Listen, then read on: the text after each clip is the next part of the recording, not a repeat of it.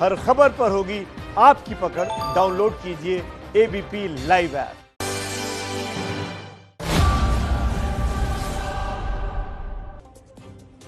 तो बिहार में चुनावी बिगुल, इसी पर होगी हमारी आज बात। बिहार में जो चुनावी बिगुल है वो बज चुका है। ये बिगुल किसी और ने नहीं, बिहार के मुख्यमंत्री नीतीश कुमार ने बजाया है। कल नीतीश ग्रामीण कार्य विभाग के मंत्री अधिकारियों के साथ 15,000 करोड़ से ज्यादा की योजनाओं का शिलान्यास और उद्घाटन कर रहे थे।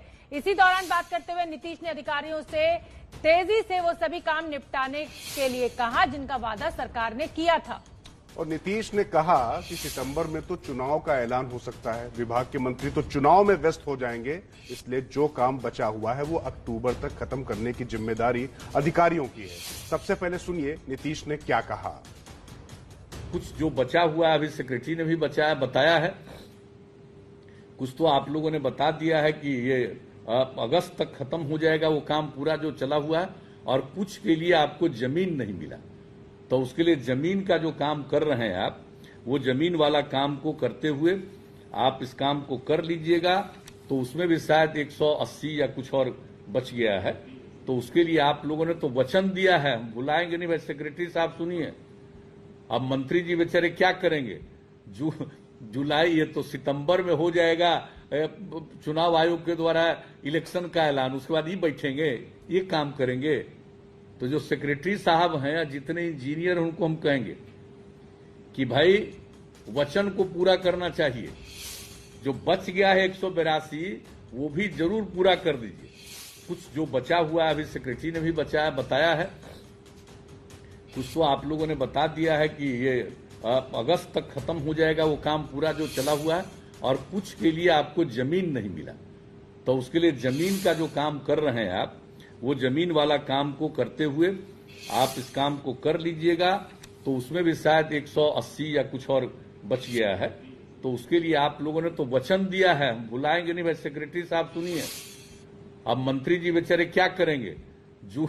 जुलाई, ये तो सितंबर में हो जाएगा चुनाव आयोग के द्वारा इलेक्शन का ऐलान, उसके बाद ही बैठेंगे ये काम करेंगे। तो जो सेक्रेटरी साहब हैं, जितने इंजीनियर, उनको हम कहेंगे कि भाई वचन को पूरा करना चाहिए। जो बच गया है 182 वो भी जरूर पूरा कर दीजिए। तो चलिए आगे बढ़ते हैं और हम आपको बता दें कि इस बड़ी खबर पर, बिहार में चुनाव को लेकर जो डेवलपमेंट हुआ है, जो नीतीश कुमार ने बयान दिया है, उसको लेकर पल पल की खबर पहुंचाने वाले हमारे सहयोगी प्रकाश कुमार हमारे साथ जुड़ेंगे, और चुनाव आयोग से आप तक खबर पहुंचाने वाले अंकित गुप्ता भी हमारे साथ मौजूद हैं। राजकिशोर, बिल्कुल, सीधे मैं पहले रुक कर लेता हूं प्रकाश कुमार के पास, हमारे साथ पटना से मौजूद हैं।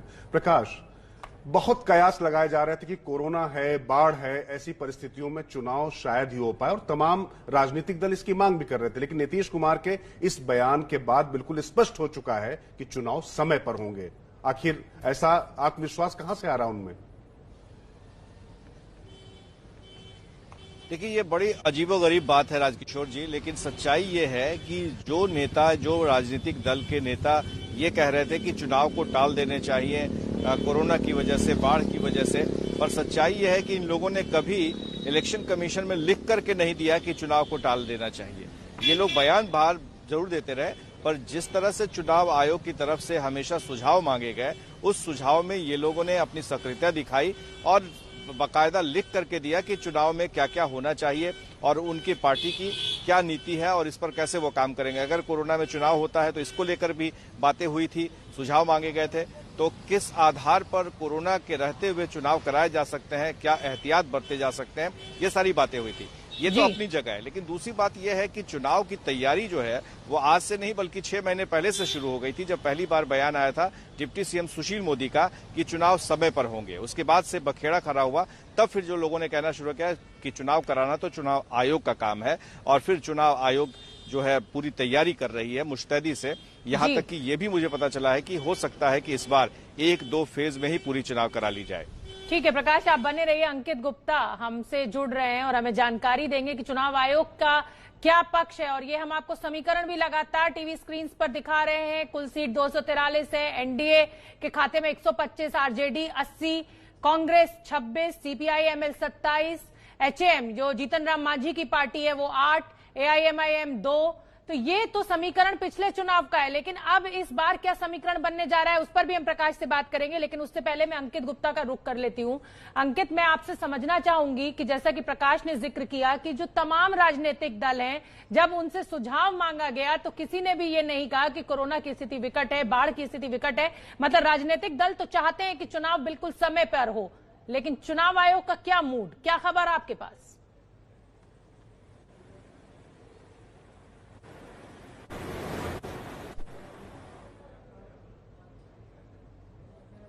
अंकित, आपकी आवाज नहीं आ रही। अंकित, हम अपनी टेक्निकल टीम से कहते हैं कि आपकी आवाज दुरुस्त करें। हम आपसे फिर से संपर्क करेंगे। हम फिर प्रकाश आपके पास आ रहे हैं। जो अभी शोभना ने समीकरण बताए, इन समीकरणों के बाद ये बहुत जरूरी हो जाता है समझना कि आखिर जो उठापटक भी हो रही है, जीतन राम मांझी इधर आ रहे हैं, दलित नेताओं की पूरी फौज जो है आरजेडी ने उतार दी है, श्याम रजक जिनका एक्सक्लूसिव इंटरव्यू सबसे पहले खबर भी आपने वो दी थी, तो ये घमासान तो मच गया। ये बात जो आप कह रहे थे इसकी पुष्टि करता है कि सब जानते थे चुनाव समय पर होंगे और उसकी तैयारियों में लग गए थे, लेकिन कोरोना और सारी चीजों को पीछे छोड़ते हुए सबको अपने राजनीतिक हित ही सबसे पहले दिखाई पड़ रहे हैं।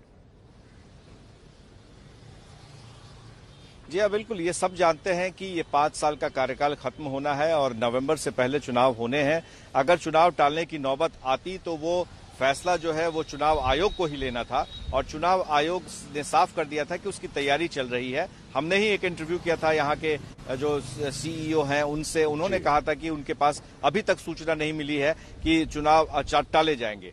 तो जो चुनावी समीकरण है उसके जो गणित है वो शुरू से ही जोड़ तोड़ का सिलसिला शुरू हो गया था। आपको याद होगा कि 4 एमएलसी को नीतीश कुमार ने तोड़ लिया था और उसी समय यह तय हो गया था कि चुनाव के पहले और भी ऐसे होंगे विधायक और मंत्री जो इधर से उधर जाएंगे। बिहार नीतीश कैबिनेट के जो श्याम रजक भले ही उधर चले गए, लेकिन 1-2 और मंत्री के बारे में कहा जा रहा है कि वो आरजेडी का दामन थाम सकते हैं, लालटेन थाम सकते हैं। लेकिन बहुत लोग ऐसे भी हैं, जो मेरी सूचना है कि कम से कम अभी 10 से 15 और विधायक हैं जो आरजेडी से टूट कर आने को तैयार है और किसी भी क्षण उनका जेडीयू में शामिल होना तय है। बिल्कुल प्रकाश, मैं फिर एक बार आपका रुख करूंगी, लेकिन उससे पहले ये जो आंकड़े हमारे टीवी स्क्रीन पर हैं इनको दर्शकों को समझना बहुत जरूरी है। कुल सीट 243, आरजेडी 80। ये हम 2015 का जो बिहार विधानसभा चुनाव है उसका आंकड़ा आपको दिखा रहे हैं। जेडीयू 71, बीजेपी 55, कांग्रेस 27, अन्य के खाते में 8 गए थे। देखिए समीकरण अब बदल रहे हैं। उस समय चुनाव अलग उस पर लड़ा गया था आंकड़ों पर, और आज की जो सिचुएशन है उसमें जेडीयू जो है वो एक अलग ताकत के साथ दिखाई दे रही है। आरजेडी कहीं ना कहीं लालू यादव की जो गैर मौजूदगी है उसके चलते खामियाजा हो सकता है उसको भुगतना पड़े। बिहार में चुनाव से पहले लालू यादव की पार्टी को एक ही दिन में कई झटके लगे हैं। एक तरफ लालू के समधी चंद्रिका राय समेत पार्टी के 3 विधायक जेडीयू में चले गए हैं। दूसरी तरफ पूर्व मुख्यमंत्री जीतन राम मांझी ने गठबंधन से अलग होने का फैसला ले लिया है। ससुराल वालों के खिलाफ बेटी की बगावत के बाद अब पिता चंद्रिका राय ने भी समधी लालू यादव का साथ छोड़ दिया। उनके साथ पूर्व केंद्रीय मंत्री राम लखन सिंह यादव के विधायक पोते जयवर्धन यादव और पूर्व केंद्रीय मंत्री अली अशरफ फातमी के विधायक बेटे फराज फातमी ने भी नीतीश कुमार का हाथ थाम लिया। दूसरी तरफ जीतन राम मांझी की पार्टी हिंदुस्तानी आवाम मोर्चा महागठबंधन से अलग हो गई है। आरजेडी से इस्तीफा देने के बाद लालू के समधी चंद्रिका राय के निशाने पर दामाद तेज प्रताप यादव रहे। 1 वर्ष पूर्व मैं भी लोकसभा का चुनाव राष्ट्रीय जनता दल के टिकट पर लड़ने का काम किया और माननीय लालू प्रसाद जी के बड़े बेटे उन्होंने ओपनली सामने खड़ा होकर के 4-5 हम लोगों के ऑफिशियल कैंडिडेट को विरोध करने का काम किया। आरजेडी का दावा है कि पार्टी छोड़ने वालों को वापस लौटना पड़ेगा। आरजेडी से जो भी माननीय विधायक छोड़कर जा रहे हैं जेडीयू में, उनके लिए क्या कहना, उनको आगे पड़ेगा पछताना, फिर वापस घर में लौटकर है आना। महागठबंधन से अलग होने के बाद जीतन राम मांझी की पार्टी ने आरजेडी पर नजरअंदाज करने का आरोप लगाया। देखिए, लगातार उपेक्षा की जा रही थी गठबंधन में हम लोगों की। हम लोगों को लोग समझ नहीं रहे थे, महागठबंधन के लोग हम लोग को समझ रहे थे इनमें क्षमता नहीं है। मांझी ने अपने अगले ठिकाने का ऐलान नहीं किया है, लेकिन माना जा रहा है कि वो एनडीए में लौटेंगे। श्याम रजक के जेडीयू से इस्तीफे के बाद एनडीए में एक दलित चेहरे की कमी महसूस की जा रही है।